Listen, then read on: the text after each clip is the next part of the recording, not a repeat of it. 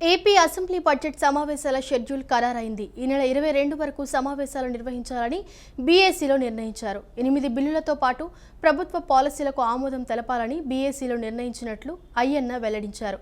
ఎవరి కోసమో అసెంబ్లీ సమావేశాలు ఆగవని బీఏసీ సమావేశంలో ముఖ్యమంత్రి చంద్రబాబు నాయుడు స్పష్టం చేశారు. ఏపీ అసెంబ్లీ బడ్జెట్ సమావేశాల షెడ్యూల్ ఖరారైంది. ఈ నెల 22 వరకు సమావేశాలు నిర్వహించాలని బీఏసీలో నిర్ణయించారు. బీఏసీలో స్పీకర్ చింతకాయల అయ్యన్న పాత్రుడు మాట్లాడుతూ, వైఎస్ఆర్సీపీ అధినేత జగన్ అసెంబ్లీకి రాకపోతే చట్టం తన పని తాను చేసుకుపోతుందన్నారు.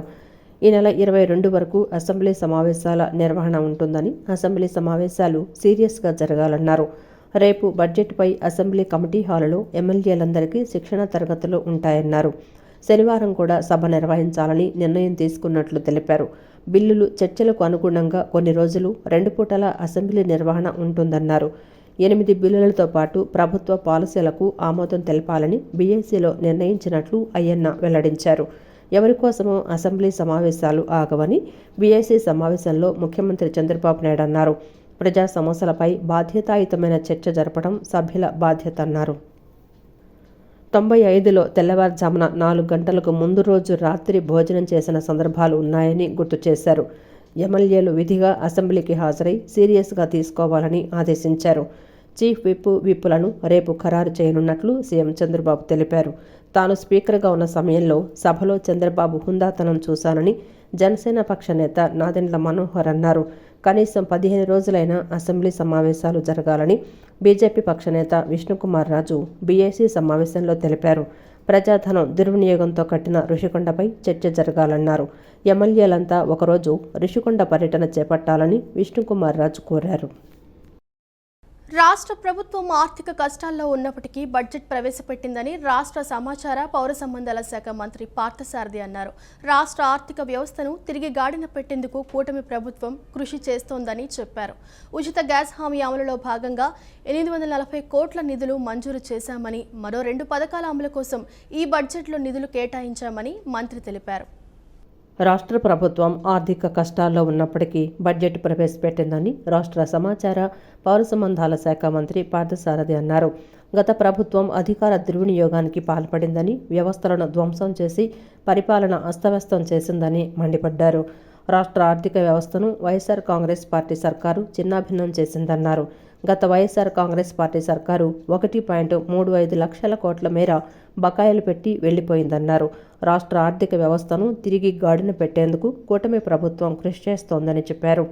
ఈ మేరకు బడ్జెట్కు సంబంధించిన అంశాలపై నిర్వహించిన మీడియా సమావేశంలో పార్థసారథి మాట్లాడారు. సూపర్ 6 పథకాలను కూటమి ప్రభుత్వం అమలు చేస్తోందని, ఇచ్చిన హామీ మేరకు అన్ని పథకాలను అమలు చేసేందుకు చర్యలు తీసుకుంటున్నామని చెప్పుకొచ్చారు. సూపర్ 6 హామీల్లో ఇప్పటికే 2 ప్రధాన హామీలు అమలు చేస్తున్నామని, కూటమి ప్రభుత్వం వచ్చిన వెంటనే పింఛన్లను 3,000 నుంచి 4,000కు పెంచామని గుర్తు చేశారు.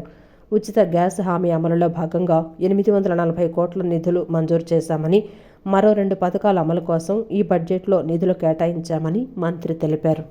వ్యక్తి కోసం పరిపాలన లేకపోతే ప్రజల కోసం పరిపాలన అనేది అర్థం కాని పరిస్థితుల్లో గత ప్రభుత్వం పరిపాలన నిర్వహించిన విషయం ఈ ప్రజలందరూ కూడా గమనించారు. ముఖ్యంగా రాష్ట్ర ఆర్థిక వ్యవహారాల దుర్వినియోగం, అదేవిధంగా కేంద్ర ప్రభుత్వం నుంచి వచ్చిన నిధులు మళ్లింపు కానివ్వండి, దాని అంటే ఒక పర్పస్ కోసం నిధులు వస్తే దాన్ని ఎటు ఖర్చు పెడతారో కూడా లెక్కలేనితనం కానివ్వండి, సహజ వనరుల మళ్లింపు కానివ్వండి, లోపభూయిష్టమైన ఎక్సైజు లేదా ఇసుక పాలసీలు, అంటే ఆ పాలసీలు ప్రజల కోసం రాష్ట్ర ప్రభుత్వం కోసం కాకుండా తమ స్వార్థం కోసం లాభాపేక్షతో పాలసీని నిర్వహించడం మూలంగా రాష్ట్రం తీవ్రంగా నష్టపోయిన పరిస్థితులు కానివ్వండి, అదేవిధంగా అన్ని బకాయిలు దాదాపు 1,35,000 కోట్ల బకాయిలను పెట్టి గత ప్రభుత్వం పెడితే ఈరోజు వాటన్నిటినీ కూడా సరి చేసుకుని మరి కూటమి ప్రభుత్వం బడ్జెట్ని ప్రవేశపెట్టిందని చెప్పేసి మీకు మనవి చేస్తాను. ఆర్థిక పరిస్థితి ఎంత ఇబ్బందికరంగా ఉన్నా కూడా ఏదైతే ఎన్నికల్లో హామీ ఇచ్చారో హామీ ఇచ్చినవి ఇవన్నీ కూడా మరి ఈ ప్రభుత్వం ఈ 5 నెలల కాలంలో చేసిందని చెప్పేసి మనం చేస్తాను. విద్యారంగంలో దేశానికి అబుల్ కలాం ఆజాద్ చేసిన త్యాగాలు చేసిన సేవలు మర్చిపోలేమని ఏపీ వైద్య ఆరోగ్య శాఖ మంత్రి సత్యకుమార్ అన్నారు. మౌలానా అబ్దుల్ కలాం ఆజాద్ చూపించిన మార్గాలు, పాటించిన విలువలు, ఆశయాలను కొనసాగించడమే వారికి మనం అందించే ఘనమైన నివాళి అని స్పష్టం చేశారు. నగరంలోని తుమ్మలపల్లి కళాక్షేత్రంలో మౌలానా అబ్దుల్ కలాం ఆజాద్ జయంతి కార్యక్రమాన్ని నిర్వహించారు. ఈ కార్యక్రమానికి ముఖ్య అతిథులుగా ఏపీ వైద్య ఆరోగ్య శాఖ మంత్రి సత్యకుమార్, మైనార్టీ సంక్షేమ శాఖ మంత్రి ఎన్ఎండి ఫారూక్, పలువురు మైనార్టీ నేతలు, ఉన్నతాధికారులు పాల్గొన్నారు. స్వాతంత్ర సమరయోధులు, బహుభాషా కోవిదులు, కవి, రచయిత, విద్యాశాఖ మంత్రిగా విశేష సేవలందించిన మౌలానా అబ్దుల్ కలాం జయంతి సందర్భంగా జాతీయ విద్యా దినోత్సవం, మైనార్టీ దినోత్సవం జరుపుకోవడం సంతోషంగా ఉందని మంత్రి సత్యకుమార్ అన్నారు. మైనార్టీలకు సంక్షేమ పథకాలను అందించడమే నిజమైన నివాళి అని అన్నారు. దేశం, రాష్ట్రంలో మౌలానా అబ్దుల్ కలాం ఆజాద్ చూపించిన మార్గాలు, పాటించిన విలువలు, ఆశయాలను కొనసాగించడమే వారికి మనం అందించే ఘనమైన నివాళి అని ఏపీ వైద్య ఆరోగ్య శాఖ మంత్రి సత్యకుమార్ స్పష్టం చేశారు. శ్రీ మౌలానా అబుల్ కలాం ఆజాద్ గారి జయంతి సందర్భంగా వారి స్మృతికి నివాళులు అర్పిస్తున్నారు. వారి జయంతిని జాతీయ విద్యా దినోత్సవంగా, మైనారిటీ సంక్షేమ దినంగా ఇవాళ వేడుకలు జరుపుకుంటున్న సందర్భంగా మా అందరికీ మీ అందరితో కలిసే అవకాశం కల్పించినందుకు రాష్ట్ర ముఖ్యమంత్రి వర్యులు నారా చంద్రబాబు నాయుడు గారికి, ఫరూక్ గారికి కూడా ప్రత్యేకంగా ధన్యవాదాలు తెలియజేస్తున్నాను. మిత్రులారా, నేను ప్రత్యేకంగా అబుల్ కలాం ఆజాద్ గారి వ్యక్తిత్వం గురించి, ఈ దేశానికి వారు అందించిన సేవల గురించి, ఈ భరత జాతి కోసం వారు చేసిన త్యాగాల గురించి. అనంతరం మంత్రి ఎన్ఎండి ఫరూక్ మాట్లాడుతూ మైనార్టీల అభివృద్ధికి భారతరత్న మౌలానా అబ్దుల్ కలాం ఆజాద్ చూపిన మార్గంలో మనం ముందుకు సాగాల్సిన అవసరం ఉందన్నారు. భారతరత్న అబ్దుల్ కలాం ఆజాద్ విద్యారంగం మరియు మైనార్టీ సంక్షేమానికి చేసిన విశేష కృషికి గుర్తింపుగా ప్రతి సంవత్సరం ఆయన జన్మదినాన్ని జాతీయ విద్యా దినోత్సవం మరియు మైనార్టీ సంక్షేమ దినోత్సవంగా జరుపుకుంటున్నామన్నారు. రాబోయే రోజుల్లో కూడా రాష్ట్ర ప్రభుత్వం మైనార్టీల అభివృద్ధికి విద్యాపరంగా, సైన్స్ అండ్ టెక్నాలజీ పరంగా ఉపాధి కల్పనకు చర్యలు తీసుకుంటున్నామన్నారు. మైనార్టీల అభివృద్ధి, సంక్షేమానికి రాష్ట్ర ముఖ్యమంత్రి చంద్రబాబు నాయుడు ఎంతో ప్రాముఖ్యత ఇస్తున్నారన్నారు. ఎల్లప్పుడూ మైనార్టీ వర్గాలకు మంచి చేయాలన్న ఆలోచన మన ముఖ్యమంత్రి నారా చంద్రబాబు నాయుడు అని మంత్రి ఎన్ఎండి ఫరూక్ పేర్కొన్నారు.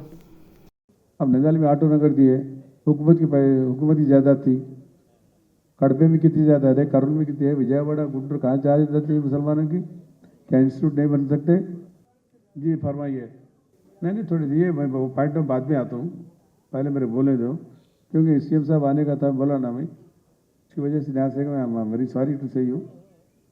इसलिए मैं क्या चाह रहा हूँ, बोलो एक हुकूमत आने के बाद हुकूमत अपने लिए गवर्नमेंट क्या करी.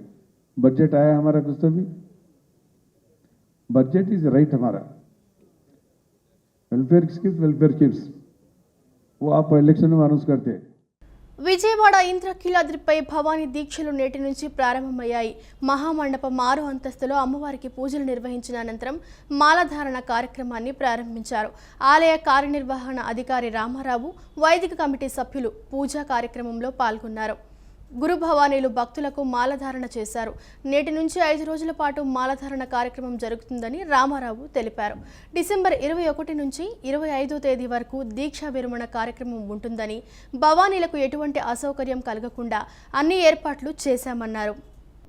విజయవాడ ఇంద్రకీలాద్రిపై భవానీ మాలధారణ కార్యక్రమం వైభవంగా ప్రారంభమైంది. అమ్మవారి ఉత్సవమూర్తికి ప్రధాన ఆలయంలో ప్రత్యేక పూజలు నిర్వహించిన అనంతరం మేళతాళాలు, మంగళ వాయిద్యాల నడుమ మహామండపం 6వ అంతస్తు వరకు ఊరేగింపుగా తీసుకువెళ్లారు. అనంతరం గురుభవానీల చేతుల మీదుగా భక్తులు దీక్షాధారణ చేశారు.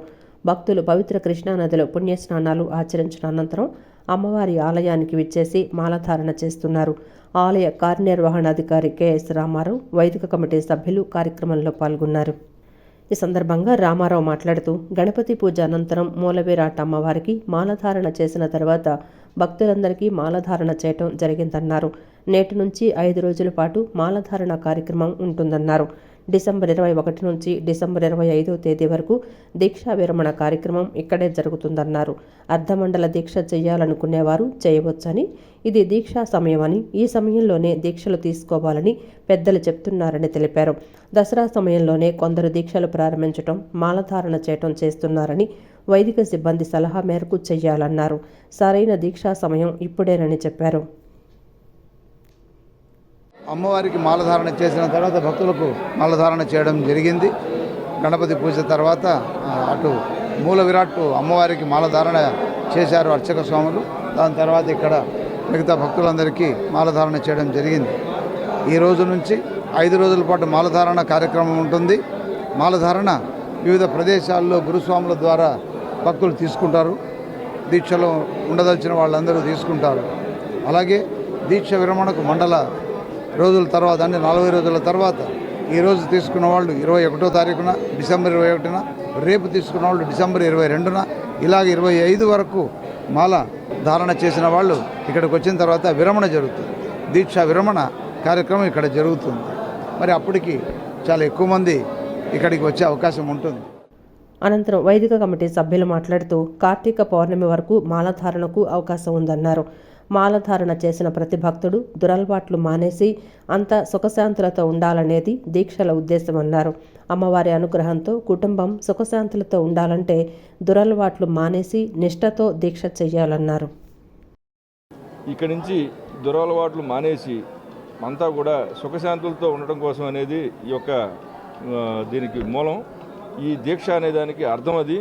అట్లాంటిది ప్రతి భక్తుడు కూడా అర్థం చేసుకొని అమ్మవారి అనుగ్రహంతో వాళ్ళ కుటుంబాలన్నీ కూడా సుఖశాంతులతో ఉండాలంటే దురలవాట్లు మానేసి ఈ దీక్షని ప్రారంభం చేసి 40 రోజుల పాటు కఠిన దీక్షగా చేసి ఉదయం లేచి స్నానం చేసి చల్లనీటి స్నానం చేసి తర్వాత ఒంటిపూట భోజనం, అట్లాగే కింద పడుకోవటం అనేది అంటే చాప వేసుకుని పడుకోవచ్చు. అదేవిధంగా ఉదయం 3 పూట్ల, ఉదయం మధ్యాహ్నం సాయంత్రం 3 పూట్ల అర్చన చేయటం, ఇవన్నీ కూడా దీంట్లో కఠిన దీక్షలు ఈ దీక్షలో భాగంగా ఉంటాయి. ఇట్లాంటివన్నీ కూడా నిర్వర్తించి తర్వాత దగ్గరలో ఉన్న అమ్మవారి ఆలయంలో దర్శనం చేసుకోవడం, ప్రతిరోజు కూడా అమ్మవారిని దర్శించుకోవడం. కార్తీక మాసం 2వ సోమవారాన్ని పురస్కరించుకుని రాష్ట్రంలోని ఆలయాలన్నీ భక్తులతో కిక్కిరిశాయి. శంకరుడి ఆలయాలు అన్నీ శివనామ స్మరణతో మార్మోగుతున్నాయి. తెల్లవారుజాము నుంచే భక్తులు పుణ్యస్నానాలు ఆచరించి ముక్కంటికి ప్రత్యేక పూజలు చేస్తున్నారు. పవిత్ర కార్తీక మాసం 2వ సోమవారం కావటంతో మధురా నగర్లోని శివకేశవాలయం భక్తులతో కిటకిటలాడింది. వేకువజాము నుండే భక్తులు పెద్ద సంఖ్యలో ఆలయానికి తరలివచ్చారు. శివయ్య దర్శనానికి భక్తులు బారులు తీరారు. ఉదయం నుండే భక్తులు ఆలయానికి తరలివచ్చి ఆ మహేశ్వరుడిని దర్శించుకొని ప్రత్యేక పూజలు నిర్వహించారు. అర్చకులు వేద మంత్రోచ్చారణలతో స్వామివారికి మహాన్యాసపూర్వక రుద్రాభిషేకం, సహస్రలింగార్చన, బిల్వార్చన తదితర పూజాధికాలు శాస్త్రోక్తంగా నిర్వహించారు. మహిళలు కార్తీక దీపాలు వెలిగించి అభిషేక ప్రియుడైన పోళ శంకరుడికి భక్తి శ్రద్ధలతో అభిషేకాలు చేశారు. శివనామ స్మరణతో ఆలయం మారుమ్రోగుతోంది. భక్తులకు ఎటువంటి ఇబ్బందులు కలగకుండా అధికారులు అన్ని ఏర్పాట్లు చేశారు. ఈరోజు 2వ కార్తీక సోమవారం సందర్భంగా మన శివకేశవాలయం సత్యనారాయణపురం రైల్వే కాలనీ నందు విశేష పూజలు నిర్వహించబడుతున్నాయి. అదే రకంగా ఈరోజు మన దేవాలయంలో అయ్యప్ప స్వామి ప్రతిష్ఠ జరిగిన రోజు. సో అయ్యప్ప స్వామి కూడా విశేష అభిషేకాలు జరిపించడం జరిగింది పొద్దునే. అలా తర్వాత భక్తులందరికీ సౌకర్యార్థం ఇక్కడ ఎన్నో నూతన కార్యక్రమాలు, నూతన విధానాలు తీసుకొచ్చి భక్తులకు ఏ విధమైన అసౌకర్యాలు లేకుండా కార్యక్రమాలు నిర్వహించబడుతూ ఉంది. అదే రకంగా భక్తులకు కూడా మనవి కమిటీ వారితో సహకరించి ప్రశాంతంగా మంచి వాతావరణంలో పూజలు నిర్వహించుకోవాల్సిందిగా ప్రతి ఒక్కరికి విన్నవిస్తున్నాం. అదే రకంగా విజయవాడలో ఉన్న ప్రజానీకాన్ని అందరికీ కూడా, భక్తులందరికీ కూడా ఈరోజు వచ్చి కార్తీక సోమవారం నాడు కంపల్సరీగా శివాలయంలో దర్శనం చేసుకోవాల్సిందిగా విజ్ఞప్తి చేస్తున్నాం. ఈ స్వామివారి యొక్క దివ్య సన్నిధిలో ప్రత్యేక పూజలు, అభిషేకాలు జరుగుతున్నాయి. కార్తీకం హరిహరాదులిద్దరికీ కూడా ఇష్టమైన మాసం. ఈ మాసంలో శివ అభిషేకం, విష్ణుకి తులసి పూజ, శ్రీ వెంకటేశ్వర స్వామివారి యొక్క పాదాలకి విష్ణు పూజ, నిన్న శ్రవణ నక్షత్రం సందర్భంగా స్వామివారికి శ్రవణ నక్షత్ర కళ్యాణం, ఇలా భక్తాదులందరూ కూడా విశేషంగా ఈ మాసంలో హరిహరాదిద్దరికీ కూడా ప్రీతికరమైనటువంటి కార్తీక మాసంలో తెల్లవారుజామునే నదీ స్నానం చేసి ఉపవాసాలుండి స్వామి యొక్క సేవలో భక్తులను ధరిస్తున్నారు. వారికి వారి కుటుంబ సభ్యులందరికీ కూడా ఆ యొక్క పార్వతీ పరమేశ్వరుల యొక్క వెంకటేశ్వర స్వామి వారి యొక్క కరుణాకటాక్షాలు ఉండవలసిందిగా భక్తులందరికీ కూడా భక్తుల తరపున భగవంతుని కోరుతున్నాం. సర్వే జనా సుఖినో భవంతు. ప్రతిపక్ష హోదా తీసేసింది తాము కాదని ప్రజలే తీసివేశారని టీడీపీ ఎమ్మెల్సీ పంచుమర్తి అనురాధ విమర్శించారు. అసెంబ్లీ సమావేశాల ప్రారంభానికి ముందు ఆమె మీడియాతో మాట్లాడారు. శాసనమండలికి వచ్చి గొడవ చేయాలనే ఉద్దేశంతోనే వైసీపీ ఎమ్మెల్సీలు వస్తున్నారని మండిపడ్డారు. విశ్వసనీయత, విధేయత, నిజాయితీ, ప్రజల పట్ల అభివృద్ధి, పేటెంట్ హక్కులు టీడీపీకే ఉన్నాయని పంచుమర్తి అనురాధ స్పష్టం చేశారు. ఈ తిక్క మాటలు, తిక్క ట్వీట్లు ఇవన్నీ కూడా వైసీపీ పార్టీ, ముఖ్యంగా జగన్మోహన్ రెడ్డి గారు ఖచ్చితంగా మానుకోవాలి. మీకు ప్రతిపక్ష హోదా ఇవ్వండి ప్రజలు, ఆ విషయం మీరు గమనించుకోవాలి. ఈరోజు ఓట్ ఆన్ అకౌంట్ బడ్జెట్ సందర్భంగా సమావేశాలు జరగనున్నాయి. ఎన్ని రోజులు సమావేశాలు జరుగుతాయో తొందరలోనే నారా చంద్రబాబు నాయుడు గారు వారి ఆదేశాల మేరకు నిర్ణయం చేయడం జరుగుతూ ఉండదు. మీరేం చేశారు జగన్మోహన్ రెడ్డి గారు? గత 5 సంవత్సరాలు మీకు పెత్తనం ఇస్తే ప్రజలు ఆ పెత్తనాన్ని మీరు డబ్బు రూపంలో మార్చుకున్నారు, లంచాల రూపంలో మార్చుకున్నారు, మాఫియాల రూపంలో మార్చుకొని డబ్బులు సంపాదించారే తప్ప, అవినీతి సొమ్మును సంపాదించారే తప్ప ఇంకేదైనా చేశారా? 10 లక్షల కోట్ల అప్పులు ఎందుకు చేశారు? దీనికి సమాధానం చెప్పమని జగన్మోహన్ రెడ్డి గారిని ఈరోజు నేను అడుగుతా ఉన్నా. అదేవిధంగా బడుగు బలహీన వర్గాలకి, బీసీలకి, ఎస్సీలకి, ఎస్టీలకి, మైనారిటీలకి సంబంధించిన 130 సంక్షేమ పథకాలు రద్దు చేశారు. అమరావతిని 3 రాజధానుల పేరుతో నాశనం చేశారు. పోలవరం అంతకుముందు నారా చంద్రబాబు నాయుడు గారు 71% పూర్తి చేస్తే దాన్ని మళ్ళీ మొదటికి తీసుకొచ్చారు. ఇవన్నీ మీ చుట్టూ పెట్టుకొని మీకు మాట్లాడటానికి నైతికత లేక మీరు అసెంబ్లీని ఎగ్గొట్టి దాన్ని వేరే విధంగా చిత్రీకరిస్తానని చెప్పడం నిజంగా చాలా హాస్యాస్పదం. వైసీపీ ఎమ్మెల్సీ వరదు కళ్యాణి బడ్జెట్పై విమర్శలు చేశారు. గత 7 నెలలుగా టీడీపీ వాళ్లు ఓన్ అకౌంట్తోనే నడిపేశారని విమర్శించారు.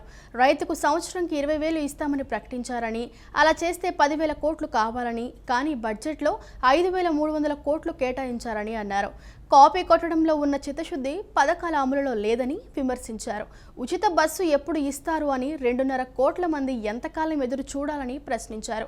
జగన్ అధికారంలో ఉంటే అన్ని పథకాలు ఈపాటికే అమలు అయ్యేదన్నారు. ఆరోగ్యశ్రీ అటకెక్కిందని, 108 మూలన పడిందని ఆరోపించారు. కూటమి ప్రభుత్వం మేనిఫెస్టోలో ఇచ్చిన హామీలు అన్ని అమలు చేయాలని, ప్రజల తరపున పోరాటం చేస్తామని ఎమ్మెల్సీ కళ్యాణి పేర్కొన్నారు. చెడు వ్యసనాలకు బానిసై జల్సాలకు అలవాటు పడి ద్విచక్ర వాహనాల చోరీకి పాల్పడుతున్న యువకుడిని కృష్ణలంక పోలీసులు పట్టుకున్నారు. అతని వద్ద నుంచి సుమారు 10 లక్షల రూపాయల విలువైన 20 మోటార్ బైక్లను స్వాధీనం చేసుకున్నారు. ద్విచక్ర వాహనాల చోరీలకు పాల్పడుతున్న యువకుడిని కృష్ణలంక పోలీసులు స్వాధీనం చేసుకున్నారు. Krishnalanka inspector SSV Nagaraju, crime SI A సూర్యనారాయణతో కలిసి దక్షిణ ఏసీపీ బంగారాజు చోరీకి సంబంధించిన వివరాలను మీడియాకు వెల్లడించారు. పశ్చిమ గోదావరి జిల్లాకు చెందిన భీమవరం, రాయలం గ్రామానికి చెందిన నంద్యాల రామకృష్ణరాజు కాంట్రాక్ట్ సీసీ రోడ్లు పనులు చేస్తూ ఉంటాడు. ఈ క్రమంలో చెడు వ్యసనాలకు మరియు జల్సాలకు అలవాటు పడి తన వద్ద ఉన్న 3 సొంత బైకులను తాకట్టు పెట్టి వచ్చిన డబ్బులతో జల్సాలు చేశాడు. బైకులను దొంగతనం చేసి వాటిని అమ్ముకొని వచ్చిన డబ్బులతో జల్సాలు చేద్దామని నిర్ణయించుకున్నాడు. విజయవాడ నగరంలో కృష్ణలంక, సూర్యరావుపేట మరియు సత్యనారాయణపురం పోలీస్ స్టేషన్ల పరిధిలో బైకు దొంగతనాలు చేశాడు. ఒక్కసారిగా అమ్మితే ఎక్కువ డబ్బులు వస్తాయని, అప్పుడు ఇంకా బాగా జల్సాలు చేయవచ్చనే ఆలోచనతో దొంగతనాలు చేసి ద్విచక్ర వాహనాలను దాచిపెట్టాడు. కేవలం 8 నెలల కాలంలో మొత్తం 20 మోటార్ బైకులను దొంగతనం చేసి వారధి డౌన్ పక్కనే ఉన్న ఒక పాడుబడిన భవనంలో ఉంచాడు. నిన్న సాయంత్రం city bus stand Madhuri food court సమీపంలో పార్కు చేసి ఉన్న వాహనాన్ని దొంగిలించి దీనిని కూడా దాచడానికి వెళ్తున్న సమయంలో కృష్ణలంక క్రైమ్ పోలీసులు నల్లగేటు సమీపంలో తనిఖీలను చేసి నిందితుడిని పట్టుకోవటం జరిగింది. అతని వద్ద నుంచి 19 మోటార్ బైకులను స్వాధీనం చేసుకున్నారు. నిందితుడిని పట్టుకొని సుమారు 10 లక్షల విలువైన 20 మోటార్ బైకులను స్వాధీనం చేసుకోవడంలో కీలకంగా వ్యవహరించిన Krishnalanka SI A Suryanarayana, crime head constables G Sambaiah, G Praveen Kumar, constable K బాబురావులను అభినందించారు. వీరందరూ కూడా మాకు బస్టాండ్లో జరుగుతున్న బైక్స్ మీద ఒక నిఘా పెట్టి ఒక టీం పెట్టి పట్టుకోమని చెప్పడం జరిగింది. దాని మీద మేము బస్టాండు పరిసర ప్రాంతాల్లో జరిగే మోటార్ సైకిల్ దొంగతనాల మీద నిఘా పెట్టడం జరిగింది. ఆ నిఘాలో భాగంగా ఈరోజు నిన్న రాత్రి ఒక వ్యక్తి, అతని పేరు పశ్చిమ గోదావరి జిల్లా భీమవరం మండలం రాయలం గ్రామానికి చెందిన వ్యక్తి ఒక బైక్ని దొంగతనం చేస్తూ మాకు ట్రాప్ అయ్యాడు. అతని పేరు నంద్యాల రామకృష్ణరాజు. ఇతను సీసీ రోడ్లో కాంట్రాక్ట్ పనులు చేస్తూ ఉండేవాడు. అప్పుడు తన సొంత బైకులు 3 తాకట్టు పెట్టుకుని కొంత సొమ్ముని జలసాలకు వాడుకున్నాడు. అదే జలసాలు కంటిన్యూ చేయాలని చెప్పి అతను ఈ బైక్స్ దొంగతనం చేయడం మొదలుపెట్టాడు. అదేవిధంగా నిన్న అతన్ని పట్టుకున్నప్పుడు కొన్ని బైక్స్ రికవర్ అయినాయి. 20 బైకుల వరకు అతని దగ్గర రికవర్ చేయడం జరిగింది. ఆ బైకులన్నీ కూడా రికవరీ చేసాము. అతను ఇచ్చిన కన్ఫెషన్ ప్రకారం అతన్ని దగ్గర రికవరీ చేయడం జరిగింది. నున్న చినకంచి క్షేత్రంలో శతచండీ యాగ మతోత్సవం వైభవంగా జరుగుతోంది. వేద పండితులు, ఋత్వికులు యాగం నిర్వహించారు. వేద విద్యార్థులు, మహిళలు పారాయణం నిర్వహించారు. భక్తులు అధిక సంఖ్యలో విచ్చేసి అమ్మవారిని దర్శించుకున్నారు. ఈ సందర్భంగా పెద్దిబట్ల భార్గవ శర్మ మాట్లాడుతూ చినకంచి మహాక్షేత్రంలో 10వ తేదీ నుంచి 14వ తేదీ వరకు అత్యంత వైభవంగా శతచండీ యాగ మహోత్సవం విశేషంగా జరుగుతుందని తెలిపారు. ఈ కార్యక్రమంలో మొక్కపాటి శర్మ, ఉమామహేశ్వరం, రుద్రరాజు, నరేంద్ర భక్తుల సహకారంతో చినకంచి శిష్య బృందం అంతా కలిసి సామూహికంగా శతచండీ యాగం నిర్వహిస్తున్నట్లు చెప్పారు. శతచండీ యాగం, రుద్రయాగం జరుగుతుందన్నారు. కార్తీక మాసంలో అత్యంత శుభప్రదమైన ఈ రోజులలో విశేషంగా జరుగుతోందన్నారు. ఏకాదశ రుద్రాభిషేకం రోజు 1,00,000 కుంకుమార్చన కార్యక్రమం కూడా జరుగుతుందన్నారు. భక్తులందరూ ఈ కార్యక్రమానికి విచ్చేసి స్వామివారి కృపకు పాత్రులు కావాలని కోరారు. 4వ తారీఖు వరకు అత్యంత వైభవోపేతంగా శతచండీ యాగ మహోత్సవం విశేషంగా జరుగుతోంది. ఈ కార్యక్రమంలో మొక్కపాటి శర్మ గారు, చెంగల్వ ఉమామహేశ్వరం గారు, రుద్రరాజు గారు, నరేంద్ర గారు, కొంతమంది భక్తుల సహకారం, చినకంచి స్వామివారి శిష్య బృందం అందరూ కూడా కలిసి సామూహికంగా ఇక్కడ విశేషంగా అత్యంత వైభవోపేతంగా శతచండీ యాగం నిర్వహించబడుతోంది. దీనిలో శతచండీ యాగము, రుద్రయాగము, తర్వాత పంచాయుధ మహాయాగం అని విశేషంగా జరుగుతోంది. కార్తీక మాసంలో అత్యంత శుభప్రదమైనటువంటి ఈ రోజుల్లో విశేషంగా జరుగుతున్నది. చినకంచి దేవస్థానం నందు విశేషంగా ఏకాహద్రాభిషేకం, రోజు 1,00,000 కుంకుమార్చన కార్యక్రమం కూడా జరుగుతోంది. కావున 50 మంది భక్తులు కూడా ఈ కార్యక్రమానికి విచ్చేసి స్వామివారి కృపకు పాత్ర కావాల్సిందిగా కోరుతున్నారు. ఈ వార్తలు ఇంతటితో సమాప్తం. మరో బులెటిన్తో మళ్ళీ కలుసుకుందాం. నమస్కారం.